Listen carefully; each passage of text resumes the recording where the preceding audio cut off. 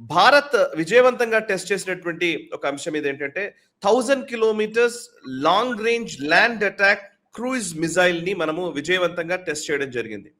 1000 కిలోమీటర్ల పరిధిలో ఉండేటువంటి ఆల్మోస్ట్ అంతవరకు long range land attack cruise missile. ఇది ఏంటి, దీని ప్రత్యేకత ఏంటి, ఈ టెస్ట్ విజయవంతం అవ్వడాన్ని మనం ఎలా అర్థం చేసుకోవాలి చెప్తారా? మనకు బాలిస్టిక్ మిసైల్స్ మన దగ్గర చాలా ఉన్నాయి. అగ్ని ఉంది, ఫర్ ఇన్స్టెన్స్ అగ్ని 1 2 3 4 5 5 దాకా ఉన్నాయి మన దగ్గర. అగ్ని 6 మన దగ్గర ఉందో లేదో అది పెద్ద సందిగ్ధ అవస్థలో వదిలేసాం మనము. ఇవన్నీ కూడా బాలిస్టిక్ మిసైల్స్. అంటే మరి అంత దూరం 5000 కిలోమీటర్ల దాకా కొట్టగలిగిన మిసైల్ ఉండగా ఇది ఎందుకు టెస్ట్ చేశారు అని ప్రశ్న పుట్టచ్చు. అది బాలిస్టిక్ మిసైల్స్, ఇది క్రూజ్ మిసైల్. ఈ రెండింటిలో చాలా తేడా.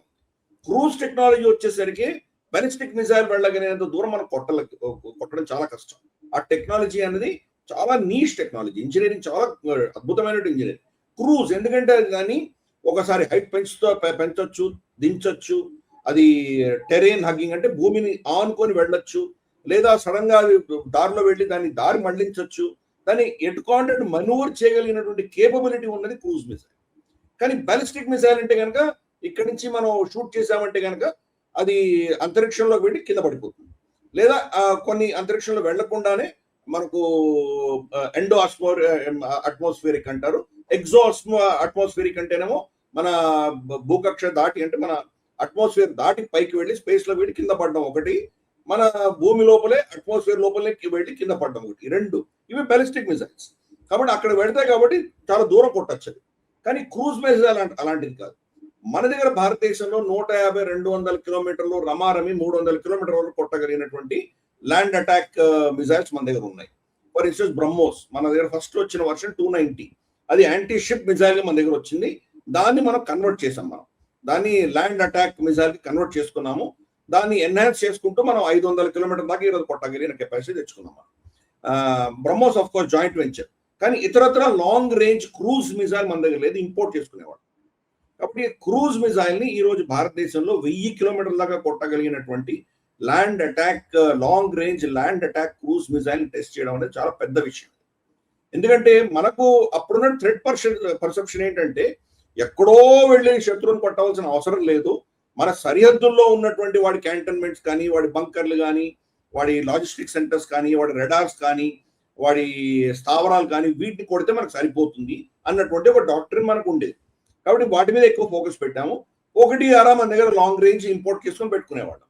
కానీ ఇప్పుడు భారతదేశంలో మనకు వస్తున్నటువంటి థ్రెట్ పర్సెప్షన్ మారుతున్నాయి. కాబట్టి ఎస్పెషల్లీ ఆపరేషన్ సింధూర్ తర్వాత మన శత్రువు వాడికి అర్థమైపోయింది మన దగ్గర మన సరిహద్దు దగ్గర ఉన్నటువంటి స్థావరాలన్నీ సురక్షితంగా లేవు అని అర్థమైంది వాడికి.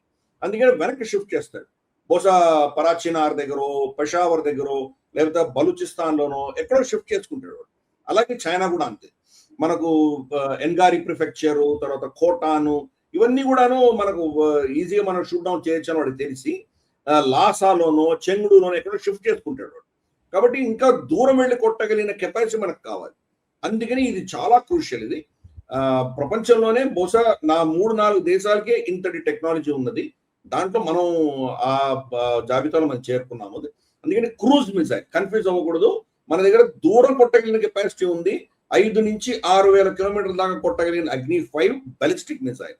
కానీ ఈ 1000 కిలోమీటర్ల దూరం దాకా కొట్టేటువంటి క్రూజ్ మిసైల్ ఇది. ఈ క్రూజ్ మిసైల్ మనం టెస్ట్ చేసాము, సక్సెస్ఫుల్ గా టెస్ట్ చేసాము. ఇంకా నెక్స్ట్ అది ఫీల్డ్ ట్రయల్స్ అయిన తర్వాత దీన్ని ఇండక్ట్ చేసేది ఒకటే ఉంది. బహుశా ఇది ఒక సంవత్సరంన్నర లోపల ఇది అయిపోతుంది. అది 2027-2028 కంటే ఇండక్షన్ వచ్చేస్తుంది.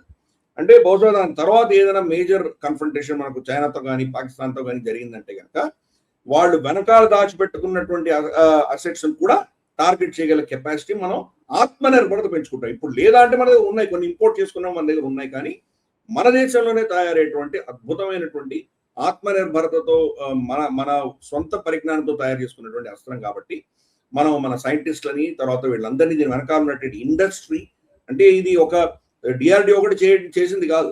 డిఆర్డిఓకి కాంపనెంట్ సబ్ అసెంబ్లీ సప్లై చేసినటువంటి ఇకో సిస్టమ్ తయారవుతుంది మన భారతదేశంలో. వాళ్ళందరినీ కూడా మనం అభినందిద్దాం. ఈ వీడియో మీకు నచ్చినట్టయితే లైక్ చేయండి, 10 మందికి షేర్ చేయండి. అలాగే కామెంట్ల రూపంలో మీ అభిప్రాయాలను మాతో పంచుకోండి. Nationalist hub group of channels ను సబ్స్క్రైబ్ చేసుకుని తెలుగునాట జాతీయవాద జర్నలిజాన్ని ప్రోత్సహించండి. ఈ వీడియో కింద ఉన్న బెల్ ఐకాన్ పై క్లిక్ చేయడం మర్చిపోవద్దు.